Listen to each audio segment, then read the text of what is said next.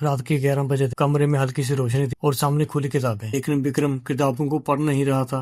वो बस कुर्सी पर झुका हुआ था और खुद से हार मान चुका था। उसने धीरे से कहा, मुझसे नहीं होगा, मैं हर बार फेल हो जाता हूँ। विक्रम का सपना था एक बड़ा एग्जाम क्लियर करने का, अपने परिवार का नाम रोशन करने का, लेकिन पिछले 3 सालों से हर बार वो थोड़ा सा पीछे रह जाता, हर बार उसका सपना टूट जाता।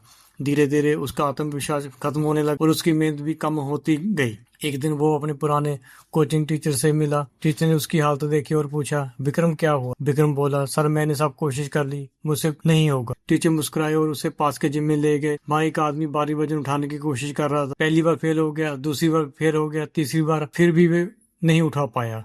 विक्रम बोला, सर ये नहीं कर पाएगा। टीचर मुस्कुराए और बोले, ध्यान से देख। चौथी बार उस आदमी ने पूरी ताकत लगाई और इस बार उसने वजन उठा लिया। विक्रम हैरान रह गया। टीचर ने कहा, फर्क ताकत का नहीं, फर्क उसकी विल पावर में है। जब उसने ठान ली कि उठाना ही है, तब उसके अंदर छुपी ताकत बाहर आ गई। ये बात विक्रम के दिल में उतर गई। उसे एहसास हुआ, मैं हार इसलिए नहीं रहा क्योंकि मैं कमजोर हूँ, मैं हार रहा हूँ क्योंकि मैंने जीतने की जिद छोड़ दी। उस दिन विक्रम ने खुद से वादा किया, अब चाहे कुछ भी हो मैं हार नहीं मानूंगा। उस दिन के बाद सब कुछ बदल गया। वो रोज सपना रोज समय पर उठता, फोकस के साथ पढ़ाई करता और हर असफलता से सीखता। कई बार वो फिर गिरा, लेकिन इस बार रुका नहीं। समय बीतता गया। एक दिन वही विक्रम जो हार मान चुका था, आज उसने एग्जाम में सिलेक्ट हो गया।